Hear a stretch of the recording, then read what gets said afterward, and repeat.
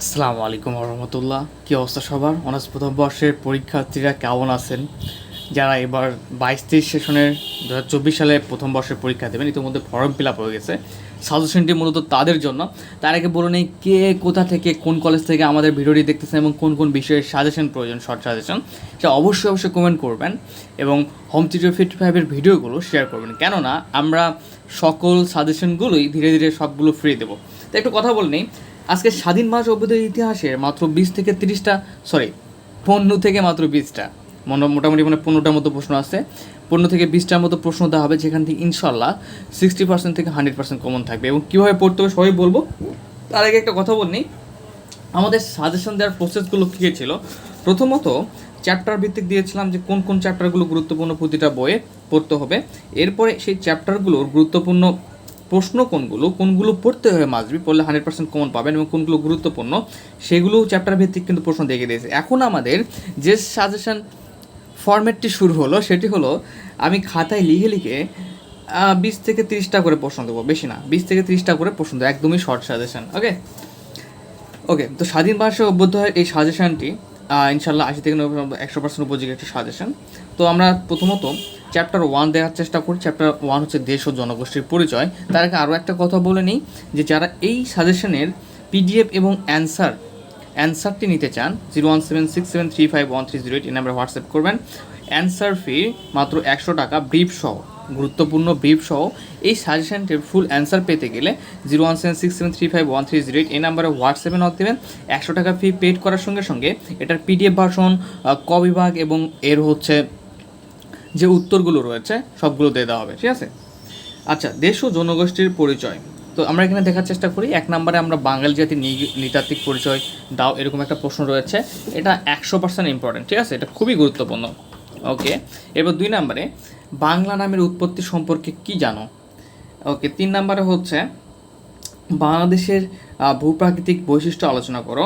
4 নম্বর, এটা কিন্তু 2 নম্বরটাও 100% ইম্পর্টেন্ট। 4 নম্বর স্বাধীন ভাষা অভ্যুদয়ে বাংলা ভাষার অবদান আলোচনা করো। 5 নম্বরে বাংলাদেশের সমাজ ও জনগোষ্ঠীর উপর প্রকৃতির প্রভাব আলোচনা করো। তো চ্যাপ্টার 1 থেকে আমরা 5টায় পড়বো। আরও একবার বলি, পেইড আর উত্তর নিতে গেলে, এই সাজেশনের পেইড উত্তর নিতে গেলে 01767351308 এই নাম্বারে হোয়াটসঅ্যাপে নক দেবেন। 100 টাকা ফি পেইড করার সঙ্গে সঙ্গে আপনাকে এই সাজেশনের উত্তর সহকারে ক বিভাগের ব্রিফ প্রশ্নের সাজেশন এবং এই সাজেশনের পিডিএফটি আপনারা পেয়ে যাবেন। দ্বিতীয়, অখণ্ড স্বাধীন বাংলাতে। তো 1 নম্বর অখণ্ড স্বাধীন বাংলা রাষ্ট্র গঠনের উদ্বেগ সম্পর্কে লিখো। 2 নম্বর, এটা 100% ইম্পর্টেন্ট, 2 নম্বর দ্বিজাতি তত্ত্ব সম্পর্কে লিখো। 3 নম্বর লাহোর প্রস্তাবকে বৈশিষ্ট্য আলোচনা করো। 4 নম্বর ভারতীয় উপমহাদেশের সাম্প্রদায়িকতার উদ্বুদ্ধ ও বিকাশ আলোচনা করো। আশা করি যারা এতক্ষণ পর্যন্ত এই ভিডিওটি এখনও দেখতেছেন তাদের জন্য গুরুত্বপূর্ণ কিছু তথ্য দিয়ে রাখি।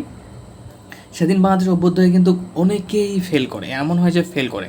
সো বেশি প্রশ্ন না পড়ে আমি যে প্রশ্নগুলো দেখাই দিচ্ছি ইনশাল্লাহ, এই প্রশ্নগুলো বেশি বেশি প্র্যাকটিস করবেন, পয়েন্টগুলো মনে রাখার চেষ্টা করবেন। কেননা এই স্বাধীন ভাষার মধ্যে আবার কেউ যদি একটু ভালোভাবে পয়েন্ট দেখে, পয়েন্ট অনুযায়ী সুন্দর করে যদি লেখে, আমাদের পিডিএফে দেওয়া আছে কীভাবে লিখতে হবে, সুন্দর করে লেখে, সে কিন্তু ভালো রেজাল্ট করতে পারে। সো এটা কম্পালসারি সাবজেক্ট, এটাতে কখনোই ফেল করা যাবে না। 3 নাম্বার, পাকিস্তান রাষ্ট্রীয় এটা চ্যাপ্টার 3। 1 নম্বর, পূর্ব পাকিস্তান শাসনের পাকিস্তানের মধ্যে অর্থনৈতিক বৈষম্য ব্যাখ্যা করো। ট্রেন যাচ্ছে, আমার এখান থেকে জানলাদের ট্রেনের একটা সুন্দর ভিউ পাওয়া যায়। সো আমি এটাকে আর মিউট করলাম না। মাঝে মাঝে ক্লাসের মধ্যে বা এই ভিডিওগুলোর মধ্যে একটা এক্সট্রা নয়েজ প্রয়োজন, যাতে আপনাদের মনোযোগ বিঘ্ন না হয়। 2 নম্বর, পূর্ব ও পশ্চিম পাকিস্তানের বৈষম্যমূলক নীতিসমূহ আলোচনা, 100% ইম্পর্টেন্ট। 4 নম্বর, ভাষা আন্দোলন ও বাঙালির, এই চ্যাপ্টার থেকে আমরা 1 নম্বর প্রশ্ন দেখতে পাচ্ছি, যুক্তফ্রন্ট সম্পর্কে লেখো, যুক্তফ্রন্ট গঠনের পটভূমি আলোচনা করো। 2 নম্বর 100% ইম্পর্টেন্ট, আমাদের জাতীয় জীবনে ভাষা আন্দোলনের গুরুত্ব বর্ণনা করো। 3 নম্বর, আমলিক প্রতিষ্ঠার পটভূমি ব্যাখ্যা করো। 4 নম্বর, 1954 সালে যুক্তফ্রন্ট গঠনের পটভূমি আলোচনা করো। 5 নম্বর চ্যাপ্টারের দিকে তাকানোর চেষ্টা করি, সামরিক শাসন। এটা 1 নম্বর প্রশ্নটা হচ্ছে মৌলিক গণতন্ত্রের প্রধান বৈশিষ্ট্যগুলো কী কী, মৌলিক গণতন্ত্র বলতে কী বোঝো। 2 নম্বর হচ্ছে সামরিক শাসনের বৈশিষ্ট্য সংক্ষেপে লেখো। আচ্ছা, 100%, 99%। চ্যাপ্টার 6, জাতীয়তাবাদের বিকাশ। এটা হচ্ছে চ্যাপ্টার 1 নম্বর প্রশ্নটা হচ্ছে যে 1966 সালের 6 দফা আন্দোলনের পটভূমি গুরুত্ব সম্পর্কে লিখো। 2 নম্বর প্রশ্নটা হচ্ছে 1966 সালের 6 দফা কর্মসূচির ব্যাখ্যা করো। আচ্ছা, এটা 100% গুরুত্বপূর্ণ, এটা 99%। চ্যাপ্টার 7 থেকে দেখি মাত্র 2টা প্রশ্ন এখানেও। 1961 সালে গণ-অভ্যুত্থান 11 ধাপ। 1969 সালে গণ-অভ্যুত্থানের লক্ষ্য উদ্দেশ্য কী ছিল? 1969 সালে গণ-অভ্যুত্থানের কারণ ও তাৎপর্য পর্যালোচনা করো। এটা 100% 99%। তো একটা কথা বলি যে এমনও হয় যে যাদের আগে পড়া আছে এগুলো যে সমাজ আমাদের বিষয় ছিল সেখানে সেই ধারণা দিয়ে কিন্তু লিখলে অনেকে পাস করে। সো অবশ্যই এটার ক বিভাগ যে ব্রিফের প্রশ্নগুলো রয়েছে সেগুলো গুরুত্ব দেবেন, আর সেগুলোর সাজেশন পাওয়ার জন্য আমাদের হোম টিউটর 55-এর যে আছে আমাদের পিডিএফটা সেটা নিতে পারেন। ফি কত? মাত্র 100 টাকা ফি, এবং সেখানে এই প্রশ্নগুলোর উত্তর পাবেন, সাথে সাথে আমাদের কি ক বিভাগও থাকবে, এবং পরীক্ষা পর্যন্ত আপনাদের সাপোর্টও দেওয়া হবে। ওকে, চ্যাপ্টার 8 1970-এর নির্বাচন। 1 স্বাধীন ভাষা অভ্যুত্থান 1970-এর নির্বাচন কী প্রভাব রেখেছিল? 2 1971 সালে মার্চের অসহযোগ আন্দোলনের বর্ণনা দাও। 3 1970 সালে নির্বাচনের ফলাফল গুরুত্ব বর্ণনা করো। চ্যাপ্টার 9 থেকে দেখা যাক মুক্তিযুদ্ধ 1971। 1 মহান মুক্তিযুদ্ধ যে কোনো একটি সেক্টর সম্পর্কে আলোচনা করো। 2 মুক্তিযুদ্ধ বুদ্ধিজীবী হত্যাকাণ্ডের চিত্র তুলে ধরো। 3 বাংলাদেশের মুক্তিযুদ্ধে বঙ্গবন্ধু শেখ মুজিবুর রহমানের অবদান আলোচনা করো। 4 বাংলাদেশের মুক্তিযুদ্ধে ভারতের ভূমিকা আলোচনা করো। 5 মুক্তিযুদ্ধে নারীদের অবদান আলোচনা করো। এবং চ্যাপ্টার 10 বঙ্গবন্ধু শেখ মুজিবুর, এখানে কিন্তু 100% যেগুলো দেওয়া আছে এগুলো আগে শেষ করবেন, ঠিক আছে? 100% দেওয়া আছে। এরপরে চ্যাপ্টার 10 বঙ্গবন্ধু শেখ মুজিবুর রহমান।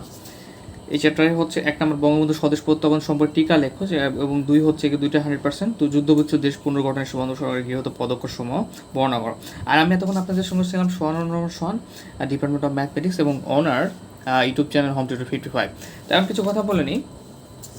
তো এই সাজেশনটি ফলো করে আমরা বিগত সালে যে সাজেশনগুলো দিয়েছিলাম, সাজেশনের ব্যাপারটা কি ব্যতিক্রম হতেই পারে, বাট ইনশাল্লাহ যে এই সাজেশন থেকে কমন থাকবে, কারণ বিগত 4-5 বছর থেকে আমাদের 99% কমনের একটা ছিল, যে আমাদের শতকরা হার ছিল। তো আশা করা যায় কিন্তু ব্যতিক্রম হতেই পারে, দেখা যায় যে হঠাৎ করে কমন নাও আসতে পারে, এরকম হতে পারে, দেখা যায় 100% আসলো না, 40% বা 50% আসলো, এটা হতেই পারে। যাই হোক, তো আজকে পর্যন্তই। সকলে কমেন্ট করবেন অবশ্যই এবং ভালো থাকবেন। আর আবারও বলি, যারা আমাদের সাজেশনটির পিডিএফ এবং কবিভাগ সহ উত্তর পারচেস করতে চান 01767351308 এই নাম্বার হোয়াটসঅ্যাপে নক দিয়ে জানাবেন যে আপনি এই সাজেশনটি পারচেস করতে চান।